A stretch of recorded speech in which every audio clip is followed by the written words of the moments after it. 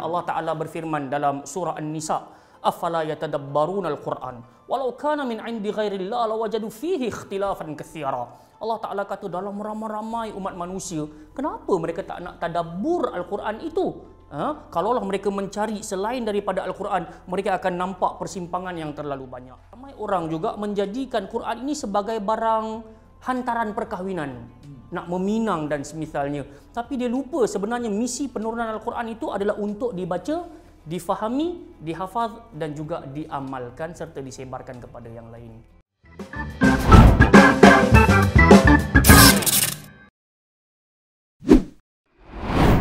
Assalamualaikum warahmatullahi wabarakatuh. Salam sejahtera, salam pada semua para penonton yang beriman dan sentiasa bersama-sama dengan kami. Hos anda, Abun Jantan Terhangat di Pasaran, seperti biasa akan menemani tuan-tuan dan puan hingga ke akhir rancangan. Diharap para penonton sabar menanti hingga ke ujung rancangan. Jadi kami juga menyeru jangan lupa untuk like, share dan subscribe dalam rancangan ini supaya dapat kita sebar luaskan kepada masyarakat terbanyak, dan juga kami mengharapkan sebarang komen di dalam ruang komen seperti yang tertera di bawah. Jadi saya mengharapkan program ini nanti berjalan dengan lancar dan tuan-tuan dan hadirin sekalian dapat bersama-sama kami dalam program Sembang Songkok Tinggi, Sembang Tak Kosong Tapi Berisi. Tajuk kita hari ini menyantuni Al-Quran. Jadi untuk menemani saya dalam bual bicara ini, Ustaz Muhammad Faiz Osman, iaitu seorang pendakwah bebas dan juga guru Al-Quran, untuk bual bicara menyantuni Al-Quran. Assalamualaikum Ustaz. Jumpa lagi kita kali ini. Nampaknya jodoh kita ada. InsyaAllah semoga berpanjangan hingga ke akhir rancangan. Baiklah Ustaz, dalam episod yang sudah-sudah Ustaz dapat mengupasnya dengan lebih, orang kata, lebih mendalam, lebih jelas kita dengan bahasa yang lebih mudah, bersandarkan dengan hadis dan Al-Quran. Jadi kali ini Ustaz, kita punya tajuk dalam Sembang Songkok Tinggi, Sembang Tak Kosong Tapi Berisi, tajuknya menyantuni Al-Quran. Baiklah Ustaz, sesuai dengan orang ataupun guru Al-Quran, dan soalan ini pun berkenaan dengan menyantuni Al-Quran. Jadi sesungguhnya Ustaz, bila kita membaca Al-Quran akan memberikan kelapangan, ketenangan jiwa manusia. Tapi apakah caranya sebagai mukmin yang boleh kita laksanakan untuk menyantuni Al-Quran supaya ianya menjadi rakan sejati dan menjadi syafaat kepada kita bila berada di alam akhirat itu nanti. Jadi adakah dengan cara kita memeluk, menjunjung, mencium Al-Quran itu boleh dikategorikan sebagai menyantuni Al-Quran? Baik, alhamdulillah, soalan yang panjang, masya-Allah, tetapi insya-Allah jelas dan kita faham. Yang pertama sekali kita nak kena fahami Al-Quran ini adalah kalam Allah. Dia adalah firman Allah Subhanahu wa taala. Al-Munzil ala nabiyina Muhammad sallallahu alaihi wasallam, diturunkan ke atas junjungan besar Nabi kita Muhammad sallallahu alaihi wasallam melalui perantaraan malaikat Jibril alaihi salam secara berperingkat-peringkat. Jadinya Al-Quran ini dia sangat berbeza dengan komik, majalah, surat khabar dan lain-lain instrumen untuk kita dapatkan ilmu. Sebab Al-Quran ini merupakan manual book, buku panduan saya kira. Kalau abang-abun sendiri pun nak beli kereta, nak beli handphone, nak beli radio, nak beli apa-apa sekalipun akan diberikan buku panduan, manual book tadi itu. Jadi sebenarnya dalam kehidupan kita dekat dunia ni, kita senantiasa berhajat kepada cahaya. Dan Allah Ta'ala sebutkan Al-Quran itu nama lainnya adalah Nur, cahaya. Jadi ramai di kalangan kita kurang cakna dengan erti cahaya ini. Mereka hanya nampak cahaya tersebut ketika disuluhkan torchlight, flashlight dan semisalnya. Makanya ada juga di kalangan mereka itu ketika mana beradaptasi dengan Al-Quran mereka tersalah. Mereka hanya ingat sayangkan Quran cuma sekadar peluk, sekadar cium, sekadar junjung. Tetapi konsep penurunan Al-Quran, misi dan visinya jauh lebih mendalam. Kerana Allah Ta'ala berfirman dalam surah An-Nisa, Afala yatadabbaruna al-Quran walau kana min 'indi ghairillah lawajadu fihi ikhtilafan katsira. Allah Taala kata dalam ramai-ramai umat manusia, kenapa mereka tak nak tadabbur Al-Quran itu? Kalaulah mereka mencari selain daripada Al-Quran, mereka akan nampak persimpangan yang terlalu banyak. Dalam ayat ini Allah tak kata kenapa tak baca, tapi Allah Taala tanya kenapa tak tadabbur. Jadi ini sebenarnya yang kita salah faham. Ramai orang juga menjadikan Quran ini sebagai barang hantaran perkahwinan, nak meminang dan semisalnya. Tapi dia lupa sebenarnya misi penurunan Al-Quran itu adalah untuk dibaca, difahami, dihafaz dan juga diamalkan serta disebarkan kepada yang lain. Jadi makna katanya, tidaklah sebenarnya Quran itu hanya untuk dipeluk cium. Sekadar perbuatan yang zahirnya lah. Betul. Tapi orang kata dalam menyantuni Al-Quran itu lebih mendalam daripada masuk itu. Betul. Jadi ada satu lagi Ustaz, ni soalan yang orang kata kita lebih orang kata ke depan lah. Kalau rancangan-rancangan yang lain dia agak santai, tapi bila sebut Al-Quran ni dia lebih orang kata lebih faktanya tu. Kita tak boleh kata main-main apa sebab kita dituntun ataupun kita dilihat dari segala lapisan masyarakat. Ada yang menjadikan kita punya bual bicara ini sebagai satu panduan untuk hidup, dan apa topik kita hari ini menyantuni Al-Quran, menempati sasaran ataupun jawapannya nanti. Jadi adakah tanggungjawab apakah Ustaz tanggungjawab bagi seorang Muslim terhadap Al-Quran? Perlukah kita hafal semua hukum-hukum, tajwid dan mad, ataupun cukup sekadar faham dan tahu cara baca dengan tajwid yang betul? Dalam proses belajar, bolehkah kalau kita membaca Al-Quran ini dalam tulisan Rumi yang orang kata sekarang ni menjadi trend anak-anak muda kita zaman ini, bila kita tidak boleh ataupun tulisan Jawi itu ditiadakan dalam silibus pembelajaran mereka. Adakah boleh kita membaca Al-Quran bersandarkan kepada tulisan Rumi? Baik, jadi terima kasih atas soalan. Masya Allah, tabarakallah. Saya teringat juga hadis Nabi sallallahu alaihi wasallam, talabul ilmi faridatun ala kulli muslim. Menuntut ilmu itu merupakan sebuah kefarduan, kewajipan atas tiap-tiap muslim. Tak kisah dia lelaki, perempuan, kaya, miskin, tua, muda, kena keluar untuk menuntut ilmu. Dan di antara ilmu yang sangat patut, wajib, fardu untuk kita dapatkan adalah berkenaan dengan Al-Quran. Kerana telah kita sebutkan tadi, dia merupakan manual book. Dan dalam perjalanan kita belajar Al-Quran, maka hadis daripada Aisyah radhiyallahu anha, kata Nabi sallallahu alaihi wasallam, al-mahiru bil Quran ma'as safratil kiramil bararah walladhi yaqra'ul Quran wa yatata'ta' fihi wa huwa alaihi syaq lahu ajran, atau kama qala sallallahu alaihi wasallam. Sayyidatina Aisyah radhiyallahu anha cerita kepada kita, Nabi sallallahu alaihi wasallam bersabda apa pun, orang yang mahir baca Al-Quran, malaikat-malaikat yang mulia akan berdamping dengan dia. Tapi dalam waktu yang sama, Nabi juga tahu ada orang yang dia belajar, berusaha keras nak belajar Quran, tapi dia susah nak baca juga. Saya kira ramailah kawan-kawan kita, ke jiran-jiran, ke adik-beradik kita pun mengalami masalah yang sama. Jadi kata Nabi, ada orang yang baca Al-Quran, tapi ya tata'ta', tergagap-gagap, tersangkut-sangkut. Wa huwa alaihi syaq, susah pula dia nak membacakan firman-firman Allah. Maka Nabi kata, falahu ajran. Orang macam ni dia akan dapat 2 pahala. Berbalik kepada soalan tadi, saya teringat juga hadis Nabi, innamal a'malu binniyat, setiap amalan diukur melalui niatnya. Jadi ada orang ni, dia mungkin nak sangat belajar Al-Quran, tapi medium untuk dia terus baca alif, ba, ta tu dia rasa macam sukar. Maka orang-orang begini, bolehlah kita kata dia beginner asas, dan dia bolehlah nak baca dalam Rumi. Tapi masalah Rumi ni pula, sebab dalam bahasa Arab ini, dia ada makharij huruf dan juga sifatul huruf. Tempat keluar huruf dan bagaimana sifat huruf tu, tebal ke, nipis ke. Sebab bila penukaran makhraj, penukaran sifat huruf akan menyebabkan lain maksud. Sebagai contoh mudah, bila kita hari-hari angkat takbir nak solat, kita akan baca surah Al-Fatihah. Jadi dalam ayat yang pertama setelah bismillah, kita akan baca Alhamdulillah. Jadi Alhamdulillah pakai ha pedas yang keluarnya dekat tengah-tengah tekak ni. Tapi kalau tak ambil peduli, kita akan bagi dekat bawah tekak ni. Alham. Jadi kalau dalam tulisan Rumi pula still dia akan tulis ALH. So kita tak tahu ini ha pedas ke ha simpul. Pasti akan menyebabkan pertukaran makna yang hampir menjadi sangat dahsyat.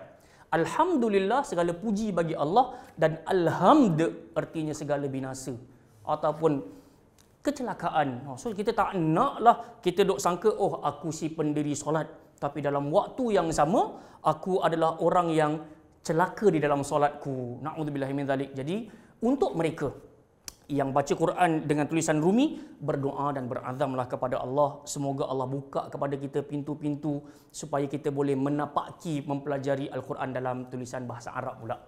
Gitu. Itulah Ustaz, dalam topik kita kali ini menyantuni Al-Quran, orang kata lebih mendalam lagi. Jadi boleh bukan kata boleh menaikkan semangat kita, tapi juga boleh mengeringkan tekak kita juga. Kalau ikut biasa ini dah sampai air ni. Jadi saya tak tahu kenapa hari ni lewat sikit kerana tadi gas habis. Saya sendiri pergi kedai tadi. Wah, topik kali ini ni. Itu yang menyebabkan kita kering tekak. Siapa ni ada. Alhamdulillah. Air ada, roti pun ada ni. Ya Ustaz. Ni roti saya ni. Tapi Ustaz, alang-alang dah cakap pasal Quran tadi tu, nak tanya sikit lah. Kalau macam saya ni tak hafal semua lah. Kita hafal surah tertentu, Qul huwallah, Qul surah Binas. Adalah upgrade sikit, kita bacalah surah Al-Mulk. Tapi tak baca seluruh Al-Quran, kita baca sikit-sikit je. Boleh tak kalau kita pilih satu tertentu, surah tertentu untuk kita amalkan? Pilih-pilih je. Kita selected lah mana yang mudah kan. Tapi kita tak baca semua tu. Adakah kita ni dikira juga? Ayat-ayat lazim je. Macam mana tu Ustaz? InsyaAllah, tabarakallah. Yang pertamanya saya nak ucap tahniah lah. Tak ramai anak muda nak baca Quran. Kan? Tapi Imam Masya Allah, dibalik buat air dekat kita, abang-abang kan. Tapi rajin nak baca Quran juga. Jadi saya teringat juga ada satu hadis sebelum saya menjawab soalan ni. Nabi kata, Bada'al Islamu ghariba wa sayaudu ghariban kama bada' fatuba lil ghuraba. Islam itu bermula dengan keanehan, kepelikan. Sampai suatu waktu dia akan menjadi pelik dan aneh. Beruntunglah orang-orang pelik dan orang-orang aneh. Hari ni Abang, kalau kita pergi restoran, kita tengok dekat stesen bas, orang baca Quran ke main telefon? Dan kalau kita tengok orang main telefon, biasa. Tapi kalau kita nampak ada orang pegang mushaf, kita nampak anehnya dia. Kan? Rajin pula dia, masya-Allah, tabarakallah. Quran betul ada tabung depan. Astagfirullah. Baik, jadi menjawab pada soalan imam kita tadi, masya-Allah, mana kata ada orang ataupun imam sendiri pilih surah-surah tertentu. Baik, sebenarnya Al-Quran itu sendiri adalah mukjizat terbesar Nabi SAW, dan Allah Ta'ala berfirman, ala bizikrillah tatma'innul qulub. Dengan jalan kau berzikir kepada Allah, jiwa kau menjadi tenang. Ulama salafus soleh mereka berbicara dan berbahas dalam banyak-banyak zikrullah, zikir mana yang paling utama. Sebahagian kata afdal zikr la ilaha illallah. Tapi ada sebahagian hadis pula Nabi kata afdal zikr qiraatul Quran. Seutama-utama zikir adalah membaca Al-Quran. Berbalik kepada soalan tadi tentang surah-surah pilihan. Dalam Al-Quran itu sendiri Allah Ta'ala berfirman, faqra'u ma tayassara minal Quran. Dalam surah Al-Muzammil, Allah Ta'ala kata, bacalah daripada Al-Quran apa-apa yang mudah untukmu. Jadi Al-Quran ini ada 114 surah. Jadi Allah Subhanahu Wa Ta'ala isyaratkan kepada kita untuk mempelajarinya. Sebab dia adalah landasan kepada kedamaian, kebahagiaan dan ketenangan jiwa. Jadi kalau orang yang meninggalkan Quran, mesti orang tersebut jauh daripada kebahagiaan. Dan bila kita rujuk kembali kepada soalan tadi, makna katanya kalau orang tu dia hanya mampu baca Al-Mulk sahaja. Kita pun sedia maklum, sebenarnya hadis Abi Hurairah radhiyallahu anhu, Nabi sallallahu alaihi wasallam sebut suratun minal Quran. Suratun minal Quran, ada satu surah dekat dalam Al-Quran, 30 ayatan, ada 30 ayat. Yushfa' li sahibiha hatta yughfarlah. Nabi kata kalau dibacalah 30 ayat ini, pastilah menatijahkan pengampunan kepada orang yang berdamping dengannya. Dan surah tersebut Nabi sebut tabarakalladzi biyadihil mulk. Jadi kalau imam baca atas kapasiti, nampak ada fadilat begitu, falyatafaddal mashkura, silakan. Tapi untuk orang lain boleh jadi surah tu berat, 30 ayat, 2 muka surat. Jadi dia kata aku nak baca yang macam Ababun kata tadilah, ayat kursi je lah. Tak, lagi kurang daripada tu. Idza jaa inna a'tayna qul huwallah falyatafaddal mashkura. Silalah baca. Tapi janganlah hari-hari baca yang sama. Nanti isteri kita kat belakang duk kata, abang ni tak inna a'tayna qul huwallah, wal as inna a'tayna. Saya nak juga dengar abang baca surah-surah yang lain lah. So gitu. Lepas tu tercabarlah pula Jadi kena ada usaha lah untuk tambah bacaan-bacaan tu. Okey Ustaz, terima kasih. Jemput-jemput minum Ustaz. Jemput-jemput tak ada, roti aja. Sila. Ini roti saya buat ni Ustaz. Saya nak kena tutup api dulu. Kak hangit pula sekarang. Selamat. Okey, jumpa lagi Ustaz.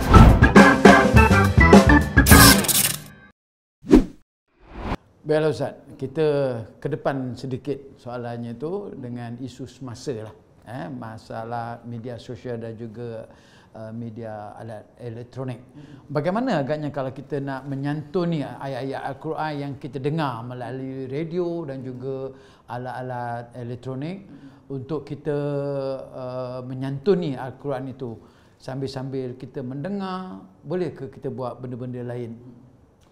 Baik, Masya Allah, Tabarakallah. Soalan bagus. Satunya, Abang kita nak kena faham. Allah Ta'ala sebut dalam Al-Quran, وَمَنْ أَصْدَقُ مِنَ اللَّهِ حَدِيثًا وَمَنْ أَصْدَقُ مِنَ اللَّهِ قِيلًا. Dalam banyak-banyak ucapan atas muka bumi ni, ucapan siapa paling betul? Ucapan siapa paling jujur? Kalau bukan ucapan Allah Subhanahu wa Ta'ala. Maka di sana Allah Ta'ala sendiri ajar etika-etika bermuamalah dengan kalam aku. Allah kata la yamassuhu illal mutahharun, tak boleh pegang Quran kecuali orang yang berwuduk ataupun bersuci. Dan kita tengok seiringan zaman, teknologi berkembang, dunia menjadi semakin moden, maka hari ini adalah orang-orang yang membuat apps untuk membaca Al-Quran dekat dalam kita punya handphone tu. Makanya soalan tadi berbunyi, andai kata kita sedang mendengar Al-Quran melalui apa-apa medium, radio ke TV ke handphone kita ke, boleh tak kita nak buat kerja lain? Jadi gini, Allah Subhanahu Wa Taala juga ajarkan kepada kita bagaimana beradaptasi dengan kalamullah ataupun firman-Nya. Allah kata wa idza quri'al Quran fastami'u lahu wa ansitu. Apabila didendangkan Al-Quran kepadamu, maka hendaklah engkau diam, maka hendaklah engkau memasang telingamu, beri perhatian. Jadi saya kira hari ini ramai di kalangan kita culas dan juga ramai di kalangan kita yang tergelincir daripada menjaga adab ini. Sampai-sampai mereka buka Al-Quran, mereka bersembang, ketawa terbahak-bahak dalam kereta. Ini bukan adab yang sesuai. Sama jugalah ketika mana dia dengar-dengar orang kata rumah dia kena kacau setan, ada apa kita masuk, disantau ke disihir ke, dia hanya pasang Quran tapi dalam waktu yang sama dia sendiri pun tak baca Al-Quran. So orang-orang begini kita nampak dia tidaklah beradab dengan adab yang lurus dengan Al-Quran itu sendiri.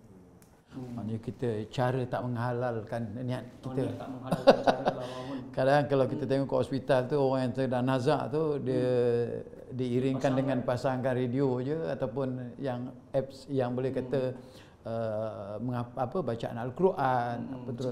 Yang kalau begitu pula memang ada hadis Nabi kata iqra'u yasin ala mautakum, walaupun hadis tu dhaif. Kan Nabi kata bacalah surah Yasin kepada orang yang hampir-hampir mati di antara kamu, orang yang dah nazak ni. So kita memperdengarkan kepadanya Al-Quran. Sama ada kita sendiri kita boleh baca, kita duduk dekat tepi dia kita baca, ataupun kalau kita kata dekat dalam hospital tadi ada waktu lawatan, ada waktu kena duduk, ada waktu kena halau balik rumah. Jadi boleh jadi kalau dia nak pasangkan Al-Quran untuk si nazak, orang yang sakit dengar, boleh. Sebab Al-Quran ini tak semata-mata dengan pembacaan, dengan mendengar, dengan melihat pun akan mendatangkan kedamaian dan kesihatan insya-Allah. Okey, nampak benda ni macam mudah tapi agak payah untuk kita laksanakan. Contoh kalau kita sekarang ni handphone, ringtone dia tu adalah azan. Ringtone adalah azan. Azan. Jadi kadang-kadang azan tu apabila masuk waktu dia akan bunyi secara automatik bila dah disetkan. Saya ada juga berlaku pada yang lain-lain tu lah yang kita tengok sekarang ni, bila dia berada di dalam toilet, laungan azan kat dalam tu. Jadi dia dalam keadaan kalang kabut nak buat macam mana tak tahu. Tapi azan tu tinggal azan je dalam tanda sana, dan kita punya nak jawab azan tu dalam tempat yang tu kita takut sama-sama terjebak sekali. Ya, betul. Sebab itu kalau kita kembali kepada hadis Nabi, ketika Nabi berada dekat dalam tandas, ada di kalangan sahabat yang masuk menemui Nabi dan memberi salam. Assalamualaikum warahmatullahi wabarakatuh ya Rasulullah. Nabi diam. Berkali-kali diberi Nabi diam. Sampailah Nabi keluar. Waktu wajib. Walaupun jawab salam tu wajib. Bila Nabi keluar baru Nabi jawab. Maka sahabat tadi pun macam bingung dan dia pun bertanya, ya Rasulullah, berkali aku bagi salam, sekarang baru engkau jawab. Maka Nabi kata sesungguhnya nama Allah Ta'ala sangat tidak layak untuk disebut di tempat yang jelek dan jijik. apatah lagi kalau kita pasang set alam azan. Niat tu baik. Niat ni baik tapi kadang-kala tak menghalalkan cara juga. Jadi, mungkin kita dapat berkongsi benda ni agak mudah dan sering kita lakukan, tapi itulah natijahnya kita dapat tahu bahawa Al-Quran ni tidak sewenang-wenangnya untuk kita baca ataupun kita lakukan di tempat-tempat yang dilarang. Biarlah Ustaz, dalam kesuntukan masa ni, dalam di hujung-hujung rancangan kita, kalau ada Ustaz nak tambah apa yang boleh kita simpulkan dalam kita memperkatakan dalam menyantuni Al-Quran. Baik, jadi sidang penonton yang dimuliakan Allah Subhanahu Wa Taala, Abang Abun sendiri pun secara khususnya saya teringat kata Nabi sallallahu alaihi wasallam, khairukum man ta'allama al-Quran wa 'allamah. Hadis riwayat Imam Bukhari yang disampaikan daripada Sayyidina Uthman ibn Affan radhiyallahu anhu. Kata baginda, dalam ramai-ramai kalian orang yang terbaik adalah orang yang belajar dan dia mengajarkan sendiri. Dia mengajarkan kembali Al-Quran itu kepada yang lainnya. Maka jadikanlah Al-Quran sebagai best friend kita. Jadikanlah Al-Quran sebagai pendamping kita. Kenapa saya sebut begini? Kerana Nabi sendiri yang berpesan, Iqra'ul Quran fa innahu ya'ti yaumal qiyamah syafi'an li ashabihi. Nabi kata, kalian rajin-rajinlah baca Al-Quran kerana Al-Quran akan datang sebagai pembawa syafaat kepada orang yang berdamping. Orang yang senantiasa membaca, orang yang senantiasa ada waktunya untuk Al-Quranul Karim. Jadi bentuk kesimpulan yang kita nak nampakkan dekat sini, adakan jadual untuk diri dengan Al-Quran. Jangan tunggu jadual kosong baru nak cari Al-Quran. Allah Ta'ala a'lam. Bukan ada pilih-pilih masa di bulan-bulan puasa. Ramai orang ada pilih puasa je. Puasa je. Jadi tuan-tuan hadirin sekalian, dari penerang itu tadi jelaslah bahawa Al-Quran ini mempunyai mukjizat yang tersendiri dan sebagai seorang mukmin menjadi tanggungjawab pada mereka untuk belajar dan juga mengajar. Dan lebih jauh daripada itu, jangan jadikan Al-Quran ini sekadar hiasan di dinding-dinding dan jadi sebagai hantaran sahaja, dan kita kena kembali balik kepada tujuan Al-Quran itu diturunkan. Baiklah tuan-tuan dan puan-puan, para penonton sekalian, kita ucapkan ribuan terima kasih atas penjelasan yang cukup jelas dan cukup menyentuh hati kita kepada Ustaz Muhammad Faiz dalam memperkatakan menyantuni Al-Quran. Baik, sampai di sini saja pertemuan kita pada hari ini. Terima kasih pada para penonton yang sudi ataupun yang sanggup menunggu hingga ke akhir rancangan kita.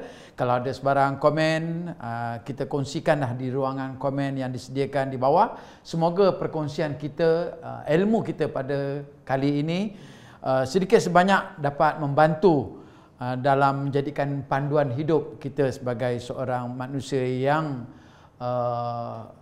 manusia mukmin di atas muka bumi Allah Ta'ala ini.